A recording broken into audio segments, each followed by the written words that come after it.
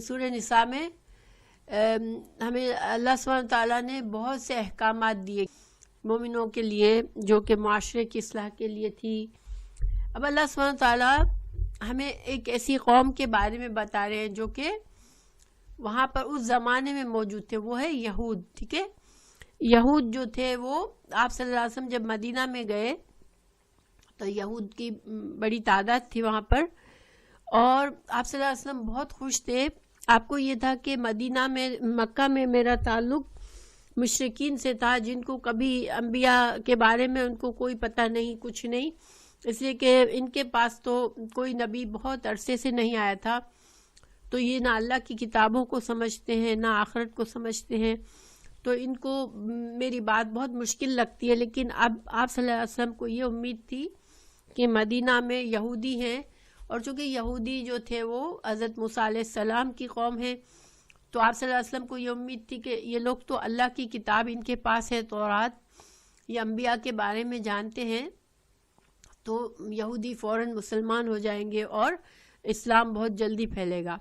لیکن اس کے برعکس جب آپ صلی اللہ علیہ وسلم مدینہ پہنچے تو سب سے زیادہ جو آپ صلی اللہ علیہ وسلم کو انٹرنل پرابلم تھا وہ کس کی طرف سے تھا؟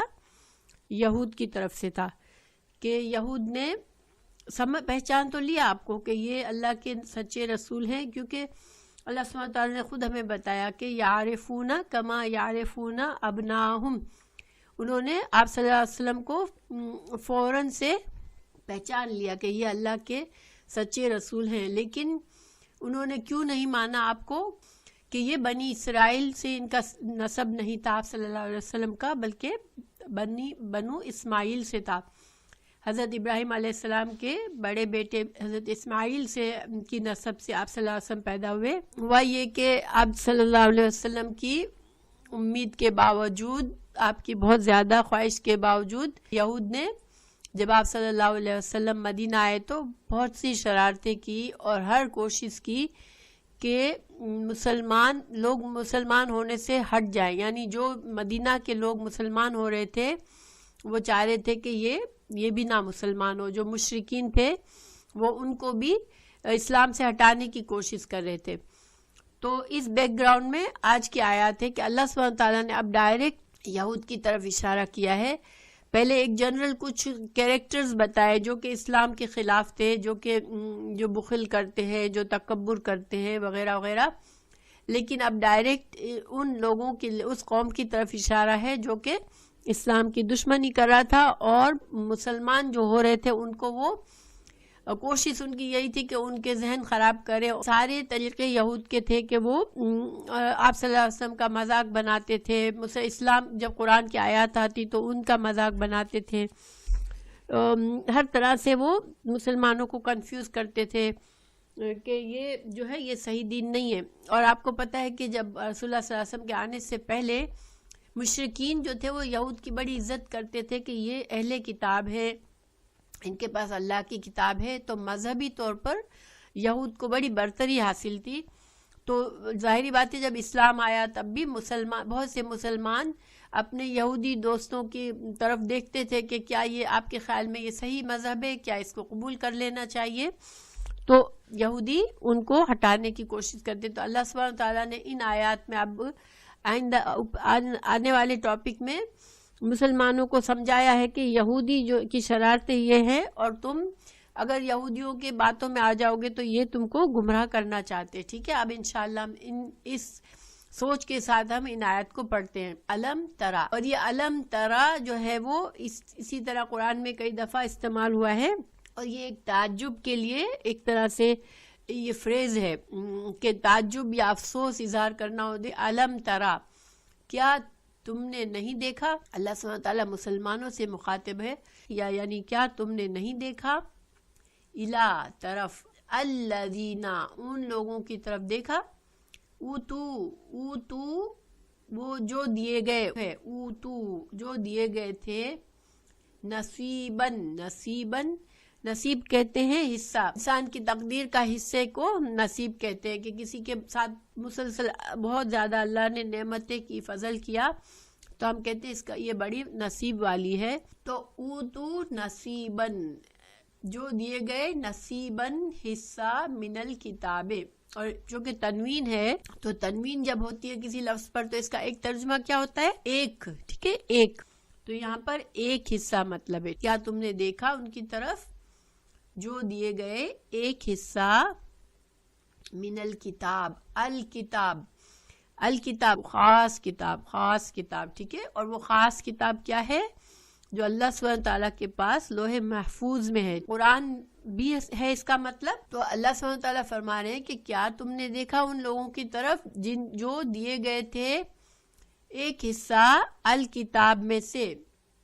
اب اس کا کیا مطلب ہوا؟ گویا کہ تو قرآن جو ہے وہ کامل کتاب ہے، مکمل کتاب ہے. اور اللہ سبحانہ تعالیٰ نے قرآن سے پہلے جتنے صحیفے بھیجے، کتنی آسمانی کتابیں بھیجی، وہ سب کیا تھے؟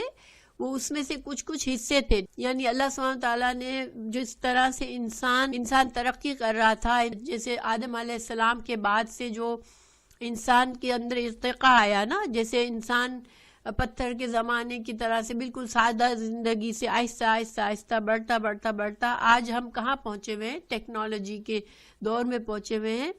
تو اب کیا ہوا کہ قرآن جو ہے وہ قرآن مکمل کتاب ہے. اللہ سبحانہ تعالیٰ نے اپنی جو کامل کتاب کو آخر تک رکھا. جب رسول اللہ صلی اللہ علیہ وسلم آخری نبی ہیں ان کے لیے رکھا. کیوں کہ اب قرآن کے بعد کوئی اور کتاب نہیں آنی تھی. ٹھیک ہے، تو قرآن میں اللہ سبحانہ تعالیٰ نے وہ سارے احکامات جو انسانیت کی بھلائی کے لیے ضروری تھے، یا ساری باتیں، ساری نصیحتیں، سارا علم اب جو انسان کو ضرورت ہے انسانیت کی بھلائی کے لیے، وہ سارا کا سارا قرآن کے ذریعے اللہ سبحانہ تعالیٰ نے نازل فرما دیا. رسول اللہ صلی اللہ علیہ وسلم کی ذمہ داری کیا ہے؟ تمام ہر انسان جو اب آئندہ قیامت تک پیدا ہوگا وہ سارے کے سارے آپ صلی اللہ علیہ وسلم کی امتی ہیں، سب کے لیے یہ قرآن ہے. تو اس وجہ سے قرآن کا تعلق اگر ہم کمپیئر کریں قرآن کو دوسری آسمانی کتابوں سے، تو قرآن ایک مکمل کتاب ہے. اور تورات، انجیل، حضرت ابراہیم کے صحیفے، حضرت داؤد کے صحیفے، یہ سارے کیا ہے؟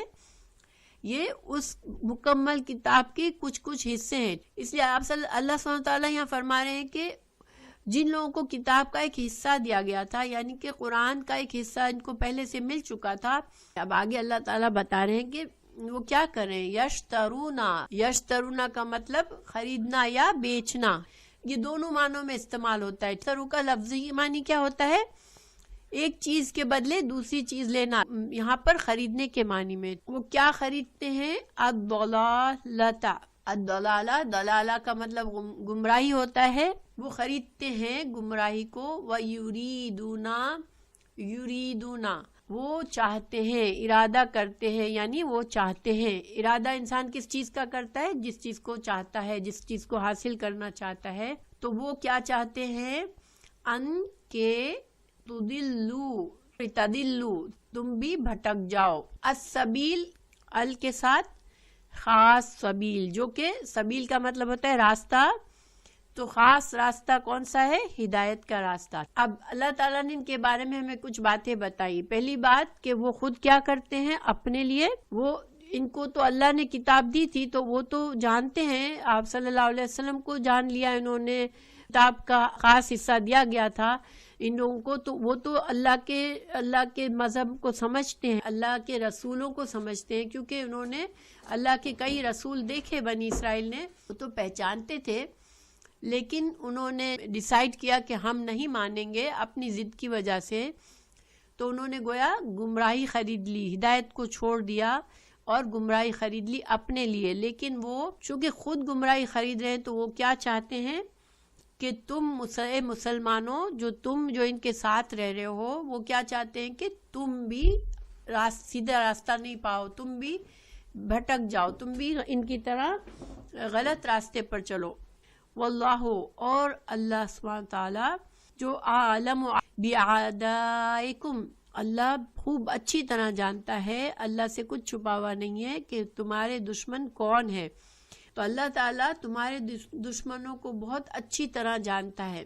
یہ مسلمانوں سے اللہ تعالیٰ خطاب کر رہے ہیں کہ اللہ تعالیٰ تمہارے ان دشمنوں کو بہت اچھی طرح جانتا ہے.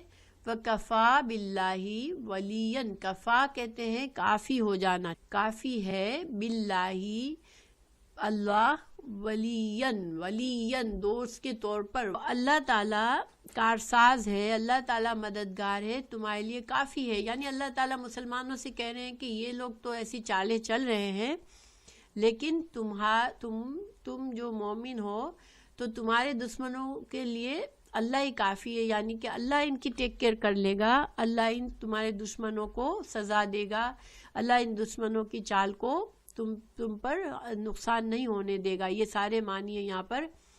وَكَفَى بِاللَّهِ نَصِيرًا، اور اللہ ہی کافی ہے تمہارے لیے مددگار. ٹھیک ہے، اللہ ہی مددگار تمہارے لیے کافی ہے. تو بہرحال اللہ سبحانہ وتعالیٰ یہاں مسلمانوں کو سمجھا رہا ہے کہ اللہ تمہارے لیے کافی ہے، تمہارا دوست، اور اللہ ہی تمہارا مددگار ہے. یہ جو تمہارے خلاف جو بھی چالیں چل رہے ہیں، تم اپنے ایمان کو مضبوط رکھو تو تمہارا کچھ نہیں بگڑے گا. من الذین، ان لوگوں میں سے، من کا مطلب ہوتا ہے سے، ان لوگوں میں سے، ہادو جو یہودی ہوئے. اب یہ بہت غور طلب بات ہے. دیکھیں اللہ تعالیٰ نے یہ نہیں کہا کہ یہودیوں میں سے، اللہ تعالیٰ نے کہا ان لوگوں میں سے جو یہودی ہوئے. اس کا کیا مطلب ہے کہ اللہ نے ان کو یہودی کا نام نہیں دیا تھا. ٹھیک ہے، یہ مطلب ہے. شروع سے جو بھی اللہ کے رسولوں پر ایمان لاتا ہے اس کو، ہم سب کو بھی اللہ نے مسلمان نام دیا ہے. ہم کو اللہ تعالیٰ نے کوئی اور نام نہیں دیا. تو یہودیوں کو بھی اللہ نے، جب حضرت موسیٰ علیہ السلام کی انہوں نے پیروی کی جن لوگوں نے، تو وہ مسلمان ہی کہلائے. لیکن جنہوں نے اپنی مرضی کا دین بنا لیا، انہوں نے اپنے آپ کو پھر یہودی کہا. اللہ تعالیٰ نے یہاں پر خاص طور سے ہمیں بتایا کہ جن لوگوں نے اپنے آپ کو یہودی بنا لیا، وہ کیا کرتے ہیں، یحرفون، حرف تب سے تحریف اسی سے ہے. تحریف کا کیا مطلب ہے، کسی چیز کو ایک طرف کر دینا، وہ تحریف کر دیتے ہیں. الکلمہ، کلمہ کو، بات کو، ان مواضعہ، مواد کہتے ہیں، وضع سے ہے جگہ، کسی چیز کی خاص مخصوص جگہ جس پر اس کو ہونا چاہیے. وہ کلمے کو بدلتے ہیں اس کی جگہ سے. کہ وہ کیا کرتے ہیں کہ جو تورات میں باتیں آئی ہیں، تورات میں اللہ تعالیٰ نے ان کو جو احکامات اور چیزیں بتائی ہیں، وہ ان کو جو ان کا معنی ہونا چاہیے، جو ان کے مفہوم ہونا چاہیے، جو ان کی جگہ ہونی چاہیے، اس سے وہ اس کو بدل دیتے ہیں، کچھ اور معنی دے دیتے ہیں. تورات کے معنی کو بدلتے تھے اور آپ صلی اللہ علیہ وسلم کو جھوٹا ثابت کرنے کی کوشش کرتے تھے. وہ آپ صلی اللہ علیہ وسلم کی محفل میں آتے تھے، مجلسوں میں آتے تھے، اور کیا کرتے تھے، وَيَقُولُونَ، اور وہ کہتے تھے، سمعنا، ہم نے سنا. ہم سماعت، ہم اردو میں بولتے ہیں نا سماعت، سننا. اور نون الف نا کا مطلب کیا ہوتا ہے، ہم نے سنا. وَعَصَيْنَا، اور ہم نے نافرمانی کی. رسول اللہ صلی اللہ علیہ وسلم کی بات پر وہ کہتے تھے ہم نے سنا آپ کی بات کو، اور پھر بظاہر تو وہ یہی کہتے تھے سمعنا وَأَطَعْنَا، اور یہ ایک دستور تھا. تو مسلمان بھی کہتے تھے ظاہری سمعنا وَأَطَعْنَا، لیکن وہ کیا کہتے تھے، اطعنا کو تھوڑا سا تلفظ بدل کے اصینا کہہ جاتے تھے. ٹھیک ہے، سمعنا زور سے کہا اور اصینا آہستہ سے کہہ دیا. ٹھیک ہے، یا پھر سمعنا زور سے کہا اور اصینا دل میں کہا. یعنی وہ آپ کی باتوں کو سن کے پھر وہ ایک دوسرے کی طرف دیکھ کے جیسے آنکھوں سے اشارہ کرتا ہے یا مذاق اڑانے کے لیے کہ دیکھو میں نے کیا کہا، جیسے میں نے شرارت کی. اس طرح سے یہ شرارتیں کرتے تھے ایک دوسرے کو کہ بڑے فرما بردار بن کے ہم بیٹھے. پھر وہ سمعنا واسینا، پھر وہ کہتے تھے واسمع غیر مسمع. یہ جملہ جو ہے واسمع سنو، اور اسمع سنو، یہ فعل امر ہے. غیر مسمع، یہ بات تو کبھی سنی ہوئی نہیں ہے. ٹھیک ہے، غیر یعنی کہ یہ غیر بات ہے، یہ بالکل عجیب بات ہے. مسمعین سنی ہوئی نہیں ہے. تو وہ آپس میں ایک دوسرے کی طرف دیکھ کے کہتے واسمع غیر مسمعین. یا اس کا مطلب ان کے ذہن میں یہ ہوتا تھا، آپ کو بددعا دیتے تھے، یعنی کہ آپ کی بات کوئی سنی نہ جائے. اللہ سبحانہ تعالیٰ نے ان کی بات کو سورہ بقرہ میں بھی آپ نے وہ آیت پڑھی تھی. اللہ سبحانہ تعالیٰ نے فرمایا تھا یا ایھا الذین آمنوا لا تقولوا راعینا وقولوا انظرنا واسمعوا. سنا ٹھیک ہے، یہ آیت ہم نے پڑھی تھی. تو اللہ سبحانہ تعالیٰ نے وَاسْمَعْ کو باقی رکھا اور مسلمانوں کو منع کر دیا کہ یہ آخر کا ٹکڑا اس کو نہ بولا کریں. تو اللہ تعالیٰ نے ان کا پردہ کھول دیا کہ یہ یہودی اس طرح سے بولتے ہیں مگر ان کی نیت یہ ہوتی ہے. تو اے مسلمانوں، تم اپنے آپ کو الگ ظاہر کرو تاکہ وہ لوگ پھر مجلس میں واضح ہو جائے کہ یہ جو ہے یہ صحیح نیت سے آنے والے نہیں ہیں. وَرَاعِنَا، رائنا بھی اس زمانے میں کہا جاتا تھا، اور رائنا کا مطلب ہوتا تھا ہماری رعایت کریں، یا جیسے اگر کوئی بات سمجھ نہیں آئی ہے اب کہنے والے کو ہم بڑی عزت سے کہہ رہے کہ رائنا، یعنی کہ ذرا سا اپنی بات کو دہرا دیں یا ہماری طرف رعایت فرمائیں. تو رائنا کو جب رائنا عین کے بعد یا لگا دیتے تھے یہ لوگ یہودی، تو اس کا مطلب ہو جاتا تھا ہمارے چرواہے. ٹھیک ہے، تو وہ رائنا جیسے زبان کو موڑ موڑ کے رائنا رائنا کر کے ایک دوسرے کی طرف دیکھتے اور مسکراتے اور جیسے شرارتیں کرتے تھے. اللہ سبحانہ تعالیٰ نے مسلمانوں کو سختی سے منع کر دیا سورہ بقرہ میں کہ یا ایھا الذین آمنوا لا تقولوا رائنا وقولوا انظرنا. انظرنا جو ہے وہ رائنا کا ہم معنی ہے. انظرنا کا مطلب یہ ہوتا ہے ذرا ہماری طرف دیکھیں، ہماری رعایت کرے، یعنی ہمیں ذرا سا اور اچھی طرح سے بات کو سمجھا دے، ہمیں بات سمجھ نہیں آئی ہے.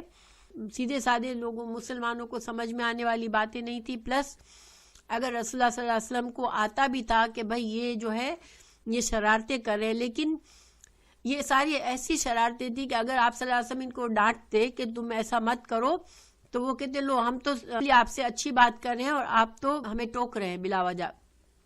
تو یہ جو زومانی باتیں ہوتی ہیں وہ ایسی ہوتی ہیں کہ سامنے والا سمجھنے کے باوجود بھی آپ کو ٹوک نہیں سکتا. کیوں؟ اس لیے کہ بولنے والا پلٹ کے کہہ دے گا کہ لو میں نے تو مذاق میں بات کی تھی، یا لو میں نے تو یہ بات کی تھی، تم ہی غلط سمجھتے ہو. تو یہ ساری ایسی باتیں تھی جس کی وجہ سے ان کا مقصد کیا تھا اس طرح کی باتیں کرنے کا کہ آپ صلی اللہ علیہ وسلم کی بات کو جیسے سیریس بات کو ہلکا کر دیں اور تحقیر کریں تاکہ دین کی باتوں کو لوگ نہ سمجھے. ایک محفل میں ظاہر ہے اب ایسے لوگ بیٹھے ہوں گے تو دوسروں کو ڈسٹربنس ہوتا ہے، دوسروں کو بات سمجھ نہیں آتی، یا بیچارے کچھ سیدھے سادے لوگ ان کی باتوں کی طرف متوجہ بھی ہو جاتے ہیں. اس وجہ سے اللہ سبحانہ تعالیٰ نے ان ساری باتوں سے ان کو منع فرما دیا.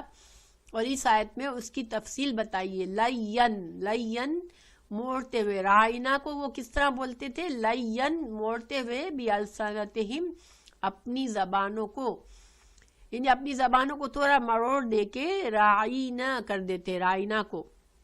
وَتَعْنًا اور تانا دینے کے لیے اللہ تعالیٰ بتا رہے ہیں کہ یہ کیوں ایسا کرتے تھے. یہ ایک طرح سے تانا دیتے تھے فی الدین، دین میں. اب دیکھیں دین میں تانا نہیں تھا، تانا تو وہ تو رسول اللہ صلی اللہ علیہ وسلم کی بات کو یہ لوگ ہلکا کرتے تھے، مگر اللہ تعالیٰ نے اس کو تانن علی رسول ہی رسول نہیں کہا کہ رسول پر تانا کرتے، نہیں، اللہ نے فرمایا دین میں تانا کرتے ہیں. اور تانا دینا، تانا زنی، آپ کو پتہ ہے کہ تانا زنی اچھی بات نہیں ہوتی. تو گویا رسول کی جگہ پر دین کا لفظ استعمال کیا اللہ نے، گویا کہ اللہ کے رسول صلی اللہ علیہ وسلم کی ہر بات ہی دین تھی. تو اللہ کے رسول صلی اللہ علیہ وسلم کی تحقیر کرنا یا آپ کی بات کو ہلکا کرنا، یہ دین کی بات کو ہلکا کرنا تھا. وہ دین میں عیب ڈھونڈتے تھے، دین میں تانا کرتے تھے تاکہ لوگ اس دین سے بدزن ہو جائے. پھر آگے اللہ تعالیٰ کیا فرما رہے ہیں؟ وَلَوْ أَنَّهُمْ اور اگر، لو کا مطلب ہوتا ہے اگر، اور اگر یہ لوگ اگر وہ ایسے کہتے، قالو کہتے، سمعنا ہم نے سنا، وَأَطَعْنَا اور ہم نے اطاعت کی، وَاسْمَعْ اور سنو، وَانظُرْنَا اور ہماری طرف دیکھیے، لَكَانَ خَيْرًا لَهُمْ تو لَكَانَ تو ہوتا، خیرن بہتر، لہم ان کے لیے. تو اللہ تعالیٰ کیا فرما رہے ہیں؟ خیر لہم، خیر ہوتا، بہتر ہوتا ان کے لیے، وَأَقْوَمْ اور زیادہ درست ہوتا. تو اللہ تعالیٰ فرما رہے ہیں کہ یہ جو حرکتیں کر رہے ہیں جو اوپر بیان کی، اگر اس کے بجائے وہ اگر اس طرح سے کرتے کہ آپ صلی اللہ علیہ وسلم کے مجلس میں آ کر یہ کہتے ہم نے سنا اور ہم نے اطاعت کی، ہم نے آپ کی بات مان لی، اور وہ اپنے ساتھیوں سے کو بھی سننے کا حکم کرتے کہ واسمع، غور سے سنو، وانظرنا، اور اگر ان کو کوئی بات نہیں سمجھ آئی تو کہتے کہ ہماری رعایت کریں، ہماری طرف دیکھیں، تو پھر یہ ساری باتیں ان کے لیے کیا ہوتی؟ بہتر ہوتی. یعنی کہ دوسرے لفظوں میں اللہ تعالیٰ بتا رہے ہیں کہ یہ جو حرکتیں کر رہے ہیں یہ ساری یہ ان کے لیے بہت نقصان دہ ہے. ٹھیک ہے، یہ اللہ تعالیٰ سب جان رہا ہے اور یہ سمجھ رہے ہیں کہ یہ بڑا انجوائے کر رہے ہیں، اور بڑے بعض لوگ بس ہر کسی کا مذاق اڑا کر وہ سمجھتے ہیں اپنے آپ کو بڑا ذہین، اور سمجھتے ہیں ہم تو محفل کی جان ہے کہ ہم لوگوں کو ہنساتے ہیں، لیکن کسی اور کے ایکسپنس پر کسی کو ہنسانا، کسی اور کو ڈاؤن کر کے ہنسانا، یہ ساری بڑی بری چیزیں ہوتی ہیں. تو پھر یہاں تو اللہ کے رسول صلی اللہ علیہ وسلم کا معاملہ تھا، تو اللہ تعالیٰ نے ایک طرح سے ان کو دھمکی دی کہ یہ ساری حرکتیں کرنے کے بجائے اگر وہ کہتے کہ ہم نے سنا، ہم نے اطاعت کی، تو یہ ان کے لیے بہت بہتر ہوتا. اور یہ لوگ اگر غور سے سنتے اور اگر بات سمجھ نہیں آتی تو انظرنا کہتے، تو یہ ساری باتیں ان کے لیے زیادہ درست اور بہتر ہوتی دنیا اور آخرت کے فائدے کے لحاظ سے. ولیکن اور لیکن لعنہم اللہ، لعنا لعنت کی ہے، ہم ان پر، اللہ نے. اور آپ کو پتہ ہے کہ اللہ کی لعنت، اللہ تعالی ہمیں محفوظ رکھے، لعنت اللہ کی رحمت سے دوری ہے. ٹھیک ہے، اور اللہ نہ کرے جو شخص اللہ کی رحمت سے دور ہو جاتا ہے پھر وہ کبھی ہدایت نہیں پاتا. ٹھیک ہے، اس کو پھر ہدایت سمجھ نہیں آتی. دیکھیں شیطان پر اللہ کی لعنت ہے، تو شیطان تو اللہ کو جانتا ہے، فرشتوں کو دیکھتا ہے، سب کچھ ہے، لیکن وہ اس کو پتا ہے کہ جہنم اس کے لیے انتظار کر رہی ہے، اس کو ہمیشہ کا عذاب ملنے والا ہے، لیکن وہ ایمان نہیں لا سکتا. کیونکہ اس پر اب اللہ کی لعنت ہے، تو اب وہ محروم رہ گیا. اللہ کی ایمان لانا اللہ کی رحمت ہے. ٹھیک ہے، اگر انسان کو دل اللہ تعالیٰ ایمان کی طرف کر دے، اس کو صحیح بات صحیح نظر آنے لگے، تو یہ اللہ کی رحمت ہے. تو اگر اللہ اپنی رحمت سے کسی کو پھیر دے تو پھر وہ اپنے کفر سے نکل نہیں سکتا. اللہ کے رسول صلی اللہ علیہ وسلم کی باتیں بھی ان کو اثر نہیں کر رہی تھی، یہ بہت ہی ان کی بدنصیبی تھی. تو اللہ نے لعنت ان پر کیوں ڈالی؟ بکفرہم، ان کے کفر کی وجہ سے. چونکہ آپ صلی اللہ علیہ وسلم پر ان کو فوراً ایمان لانا چاہیے تھا، انہوں نے ایمان نہیں لائے وہ، اور جانتے پہچانتے بھی انکار کیا، تو پھر اللہ ناراض ہوا ان پر اور اللہ نے لعنت کر دی. تو اب ان کا یہ حال ہو گیا ہے کہ رسول اللہ صلی اللہ علیہ وسلم کی محفل، اتنی عظیم محفل میں جہاں کے فرشتے بیٹھے ہوئے ہیں، جہاں پر انسانوں کے دل پگھل رہے ہیں، جہاں پر صحابہ کرام کی اتنے تزکیہ ہو رہا ہے کہ وہ بہترین انسان بن گئے، وہاں پر بھی ان بد نصیبوں کے دل پر اثر نہیں ہوتا. اور یہ کیوں ہو رہا ہے کہ اللہ نے ان پر لعنت کر دی ہے؟ کیونکہ انہوں نے پہلے ہی سے کفر کر دیا تھا. تو اللہ تعالیٰ فرما رہے ہیں کہ اب فلا، تو نہ یؤمنون، تو وہ اب ایمان نہیں لاتے، الا قلیلا، بہت سے تھوڑے سے لوگ جو رہ گئے ان میں جن کے اندر کچھ خیر ہے کہ وہ ایمان لاتے، ورنہ اب یہ ایمان نہیں لاتے ہیں، اور یہ ایمان نہیں لائیں گے. کیوں؟ اب یہ اللہ کی رحمت سے دور ہو گئے. اللہ تعالیٰ محفوظ رکھے کہ یہ بہت ہی خطرناک بات ہوتی ہے کہ انسان ایسی نافرمانی کر لے کہ خود کو اپنے آپ کو اللہ کی رحمت سے دور کر دے. اور ہمارے لیے بھی نصیحت ہے اس میں کہ ہم کوئی بھی گناہ کام ہو جاتا ہے ہم سے، ہمیں پتہ ہے کہ اللہ نے اس کام سے منع فرمایا ہے، تو ہمیں پھر انتظار نہیں کرنا چاہیے، ہمیں فوراً اللہ سے معافی مانگ لینی چاہیے. دیکھیں انسان کمزور ہے، ہم سے گناہ تو ہوتے رہیں گے. اللہ تعالیٰ نے یہ نہیں کہا کہ گناہ نہ کرو، بالکل، یعنی گناہ نہ، یہ نہیں کہا کہ تم سے گناہ نہیں ہوں گے. اللہ نے کیا کہا؟ اگر گناہ ہو جائے تو معافی مانگ لو. کیونکہ جو انسان گناہ پر مسلسل اڑ کے رہتا ہے، اللہ کی کھلم کھلا نافرمانی کرتا ہے اور اس کو نافرمانی سمجھتا ہی نہیں ہے، بس کہتا ہے ٹھیک ہے مجھے یہی پسند ہے، یہی طریقہ میں اپناؤں گا، تو یہ بہت ہی خطرناک بات ہے، ٹھیک ہے؟ چاہے چھوٹی سی بات بھی ہم سمجھتے ہیں اس کو، لیکن یہ رویہ بذات خود بہت برا رویہ ہے۔ ہمیں ہر وقت یہ جھانکنا چاہیے اپنے اندر کہ اگر میری کمزوری ہے، میں کچھ گناہ کر جاتی ہوں، تو پھر اللہ سے مغفرت مانگے، توبہ کرے اور دعا کرے کہ اللہ ہماری اصلاح کر دے۔ ابھی تو ہمیں یہودیوں کے بارے میں بتایا، اب ڈائریکٹ اللہ تعالیٰ ان کو ڈانٹ رہے ہیں، ایک غصے کا اظہار کر رہے ہیں، فرما رہے ہیں یا ایھا الذین اوتوا الکتاب، اے لوگوں جو دیے گئے ہو کتاب، الکتاب یعنی یہودیوں سے خطاب ہو رہا ہے، آمنو ایمان لے آؤ، اور نصارہ کو بھی کہہ سکتے ہیں، اہل کتاب سے خطاب ہے، اے لوگوں جو کتاب دیے گئے ہو، آمنو ایمان لے آؤ۔ اب اللہ تعالیٰ ان کو حکم دے رہا ہے کہ تم یہ اپنے طریقوں کو، اب بھی تمہارے پاس مہلت دی جا رہی ہے کہ اب بھی ایمان لے آؤ، اب یہ کوئی دعوت نہیں ہے، یہ دھمکی ہے، ٹھیک ہے؟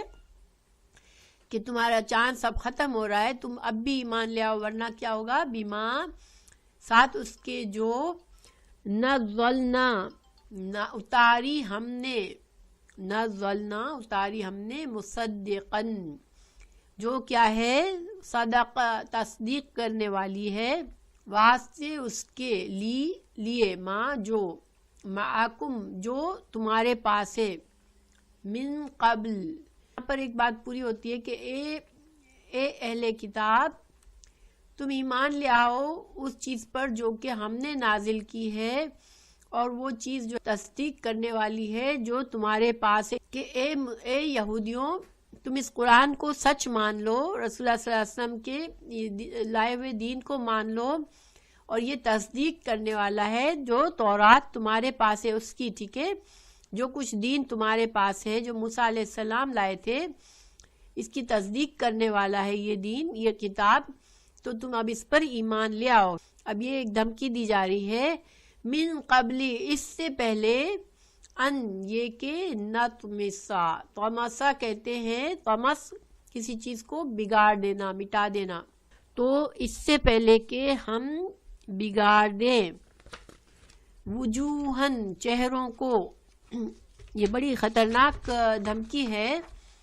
اللہ تعالیٰ فرما رہے ہیں کہ تم ایمان لے آؤ اس سے پہلے کہ ہم چہروں کو بگاڑ دیں، فَنَرُدَّهَا پھر ہم، رد کہتے ہیں، نون ہے ہم کے لیے، پس نہ ہم، ردہا ردہ پھیر دے، رد کر دینا، پھیر دینا، کسی چیز کو جہاں سے آئی وہیں لوٹا دینا، ٹھیک ہے؟ ہم ردہ پھیر دے، ہاں ان کو، ہم مٹا دیں چہروں کو، اور ہم پھیر دیں ان کو، اعلیٰ ادبارہا ان کی پیٹھوں پر۔ کیا مطلب ہے اس جملے کا؟ کہ اللہ تعالیٰ ڈانٹ رہے ہیں اہل کتاب کو کہ تم اس قرآن پر ایمان لے آؤ اس سے پہلے کہ، اور یہ قرآن تمہاری تورات کی تصدیق بھی کر رہا ہے، اور اگر نہیں کرو گے تو ہم کیا کریں گے؟ ہم تمہارے چہرے بگاڑ دیں گے، اور تمہارے چہروں کو ہم الٹا پھیر دیں گے، یعنی کہ تمہاری گردنوں سے موڑ کر تمہاری پیٹھ کی طرف چہرہ پھیر دیں گے، اور سر کا پیچھے کا حصہ فرنٹ میں آ جائے گا۔ یہ کتنی خطرناک ڈرانے والی بات ہے نا۔ او نلعنہم یا ہم لعنت کر دیں ان پر، کما جیسا کہ لعنا ہم نے لعنت کی، اصحاب السبت سبت والوں پر، اصحاب کہتے ہیں ساتھی، السبت سبت والوں پر، سبت والوں کے ساتھ کیا ہوا تھا؟ ان کو بندر بنا دیا تھا اللہ نے۔ تو یہاں پر اللہ تعالیٰ نے کیا دھمکی دے رہے ہیں، دیکھیں اللہ تعالیٰ فرما رہے ہیں کہ تمہارے چہروں کو ہم بگاڑ دیں گے۔ تو اللہ تعالیٰ کی پنشمنٹ اللہ کے انسان کے گناہ کی برابر ہوتی ہے، چونکہ ان کو اللہ نے آنکھیں دی، کان دیا، سننے کی صلاحیت دی، دیکھنے کی صلاحیت دی، لیکن انہوں نے رسول اللہ صلی اللہ علیہ وسلم کو دیکھا، ان کو پہچانا، قرآن کو سنا، پہچان لیا، یہ صحیح ہے، لیکن فائدہ ان کو کچھ بھی نہیں ہوا۔ انہوں نے ہر چیز کو سن کر، دیکھ کر اگنور کر دیا، اللہ تعالیٰ نے فرمایا سمن بکمن عمیٌ، کہ وہ نہ سنا انہوں نے، سن کر انسنی کر دی، دیکھ کر اندیکھا کر دیا. تو پھر یہ آنکھوں اور کان جو اللہ نے نعمتیں دی ان کا کچھ فائدہ نہیں اٹھایا، تو پھر اللہ تعالیٰ ان نعمتوں کو تمہارے چہرے سے مٹا دیں گے، تمہارے چہروں سے یہ آنکھیں کان ناک ہٹا دے گا سب. تو چونکہ تم الٹے پھر رہے ہو، تم ایک حق کو دیکھتے ہو سمجھتے ہو پھر بھی الٹے جا رہے ہو، تو پھر اللہ تمہارے چہروں کو بھی پیچھے کی طرف کر دے گا کہ تمہیں اپنا سامنے کا نظر نہیں آئے گا، اس لیے کہ تمہارے سامنے حق ہے مگر تم کو نظر نہیں آ رہا، تم پیچھے کی طرف جا رہے ہو تو تم کو پیچھے کر دے گا. اور اللہ تعالیٰ فرما رہے ہیں کہ لعنت، دیکھیں پیچھے کیا تھا کہ یہ ایمان نہیں لاتے کیونکہ اللہ نے لعنت کی ہے. یہاں پر اللہ کہہ رہے ہیں کہ ہم تم پر اور لعنت کر دیں، اس سے پہلے ایمان لے آؤ. یعنی کہ ابھی تم پر لعنت تو ہے لیکن ابھی اس درجے کی لعنت نہیں ہے، اب بھی تم اگر ایمان لے آؤ تو تمہارے لیے بہتر ہے، اب بھی تمہیں ہوش آ جائے تو ٹھیک ہے، ورنہ تم پر ایسی لعنت لگ جائے گی جیسے کہ اصحاب سبت پر لگی تھی. اور آپ کو پتا ہے کہ اصحاب سبت کون تھے؟ کہ یہ ایک بستی تھی کہ جس کو یہودیوں کی بستی تھی، جن کو ان کے انبیاء نے یہ حکم دیا کہ اللہ نے تمہارے لیے ہفتے کے دن مچھلی کا شکار کرنا منع فرما دیا. اور یہ مچھروں کی بستی تھی، سمندر کے کنارے پر رہتے تھے. تو ان کے انبیاء نے ان کو آ کر کہا کہ تم کو اللہ نے تمہارے لیے ممانعت حرام کر دیا ہے کہ تم ہفتے کے دن مچھلی پکڑو. وہ کیا کرتے تھے کہ جمعے کی رات کو جا کے جال بچھا دیتے اور مچھلی، اللہ تعالیٰ چونکہ آزمائش تھی ان کی، تو سیٹرڈے کو اتنی مچھلیاں آتی جو عام سارے ہفتے نہیں آتی تھی. تو وہ جمعے کی رات کو جا کے جال بچھاتے سمندر میں اور ہفتے کو کچھ نہیں کرتے اور سنڈے کو جا کے اس جال کو نکال کے مچھلیوں کو لے آتے تھے. گویا وہ اللہ تعالیٰ کے ساتھ چالاکی کر رہے تھے.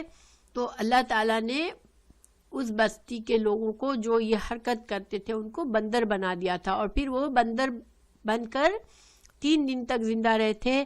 ایک دوسرے کو دیکھتے تھے کہ ہم بندر بن چکے، لیکن وہ ان کی نسل آگے نہیں بڑھی کیونکہ اللہ تعالیٰ جن پر لعنت کر دے، جن کی شکل بدل دے، پھر وہ قوم پھر زندہ نہیں رہتی. تو پھر 3 دن کے بعد وہ سب کے سب مر گئے تھے. تو اللہ تعالیٰ ان یہودیوں کو فرما رہے ہیں کہ ابھی بھی تم جو ہے تمہارے پاس مہلت ہے کہ ابھی بھی تم ایمان لے آؤ، ورنہ ہم تم پر ایسی لعنت کر دیں گے جیسی ہم نے اصحاب سبت پر کر دی تھی. اور اللہ تعالیٰ آخر میں فرما رہے ہیں کہ وَكَانَ أَمْرُ اللَّهِ مَفْعُولًا، اور ہے امر اللہ، اللہ کا حکم، مفعولاً کیا ہوا، طے شدہ. یعنی کہ جب اللہ ایک بات کہہ دے تو پھر یہ نہیں ہے کہ اللہ تعالیٰ کے لیے کوئی مشکل ہے اس کام کو، یہ تو ایسے ہی ہے جیسے وہ کام ہو گیا. اللہ تعالیٰ محفوظ رکھے. انسان دنیا کے تھوڑے سے فائدے کے لیے اپنا کتنا بڑا نقصان کرتا ہے اسے احساس نہیں ہوتا.